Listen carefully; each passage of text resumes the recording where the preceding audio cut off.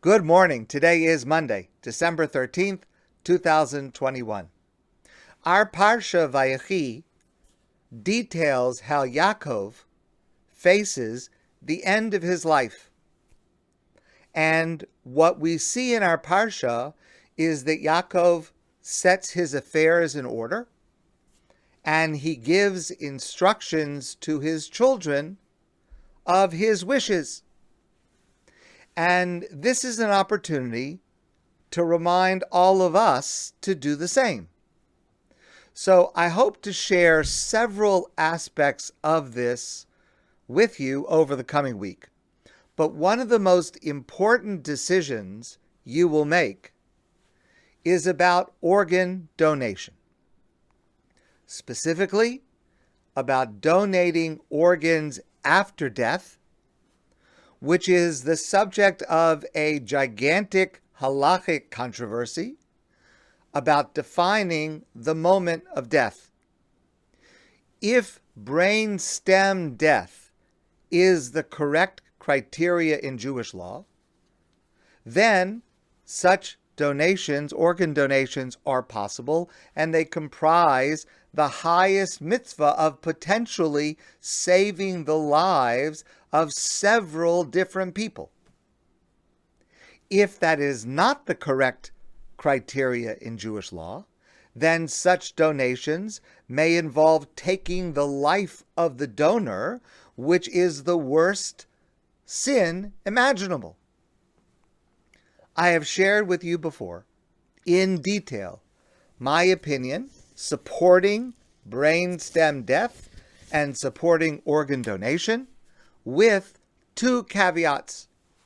Number one, even according to my opinion, there are halachic guidelines that must be followed at every step along the way of the process, so a person should not simply in a general way agree to organ donation, but rather agree to it in a way that involves halachic guidance at every step. I have shared with you details of my suggestion of how to do that, and I'm happy to review that with you later if you wish.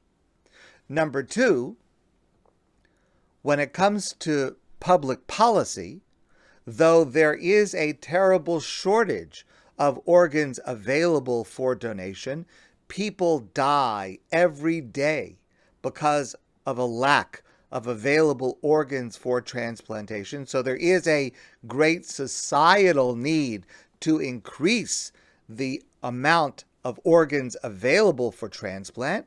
Notwithstanding that, both of the halachic opinions, for and against, should be respected, as both have important and legitimate support and supporters. There's a fascinating subject, a science, around the concept of how people make decisions in every area of life. And importantly, how we can guide, to a certain extent, what those decisions will be. The classic book on this subject is titled Nudge, and it's written by Richard Thaler. It is a fascinating book, and I urge you to read it. He writes, nudges are small design changes that can markedly affect individual behavior. These techniques rely on insights from behavioral science, and when used ethically, I want to just underline that word, ethically, can be very helpful. But we need to make sure that they are not being employed to sway people to make bad decisions that we will later regret. Whenever I'm asked to autograph a copy of Nudge, that's the book that he wrote, I sign it, Nudge for Good. And he writes, 3 principles should guide the use of nudges. Number 1, all nudging should be transparent and never misleading. Number 2, it should be as easy as possible to opt out of the nudge, preferably with as little as 1 click. And number 3, there should be good reason to believe that the behavior being encouraged will improve the welfare of those being nudged. So, let me share with you an example of a very, very bad nudge, which actually builds on a lesson I shared with you last week. And it is something that has become increasingly common, especially in politics. If I can get you to become angry, you are less likely to think clearly. We discussed this last week. But the application of that is, if I can get you angry, I am more likely to get you to believe something that is untrue. Something that you never would believe if you were thinking about it clearly. But because I've got you angry, enraged, I am more likely to get you to believe it. And I am more likely to get you to donate money to support me because I have caused you to become angry at someone else. This is how fake news gets its power. There is a fascinating and frightening article in today's New York Times, written by Maggie Astor, detailing how this works and how well it works. This is an example of, in my opinion, a bad nudge. Here's an example, in my opinion, of a good nudge.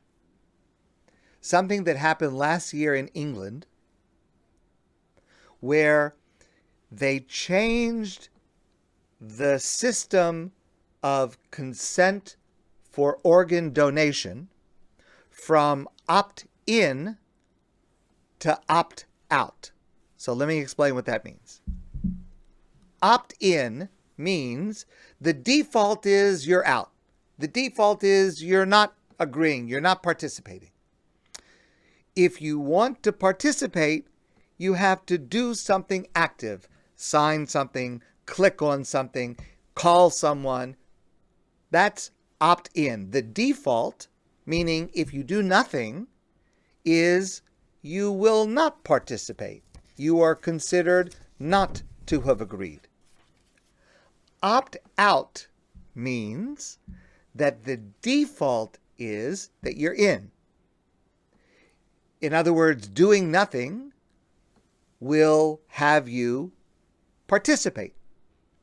You have to actively opt out in order not to. You have to sign something, you have to click something, you have to call someone to opt out. Now, opt-in and opt-out are significant nudges because there are many people who stay with the default. That is the basis for so much behavior, especially in the computer age, where whatever the default is so powerful because so many people simply go with the default. And therefore, since so many people stay with the default, they will remain passive and make no decision. So whatever the default is will gain many more numbers. So, to take the example of England, changing from opt-in to opt-out will increase the rate of organ donation. which, again, from my point of view, is good for the individual because it's a tremendous mitzvah, the greatest mitzvah a person could do, saving other people's lives. And it's good for society because people are dying every day because there's a shortage of organs. However, and this is what I wanted to share with you, I am very impressed with the leadership and guidance of Rabbi Ephraim Mervis, the chief rabbi of Britain. I've discussed him with you in different contexts before. Now, he personally supports organ donation, as I do, but he worked with the government in England to ensure that anyone who, for religious reasons, does not want to donate organs can easily and clearly do so by opting out, again, in a very clear and easy manner, to opt out if they want to do so. And also, there is, crucially, for me, a middle choice to remain in, but to insist on halachic guidance at every step of the process.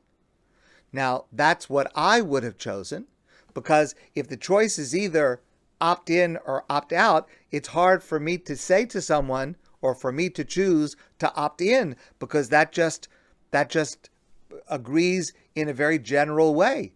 But I have certain limitations that I insist on following of halachic guidelines that must be met. So Rabbi Mervis was successful in getting the government to offer the option to remain in, to want to donate organs, but with the proviso that there be expert religious guidance about how to do it, how the procedure is done, etc., to protect halachic requirements. That's what I would have chosen, and that in fact is what I have chosen for myself and for those who ask my opinion. But here's the bottom line. We are being nudged all the time, and we should look for and be conscious of how we are nudged, and we should always make sure that we are making the decision that we want and not the decision someone else wants us to make. My friends, I want to wish you a great day, and I look forward to seeing all of you soon in person.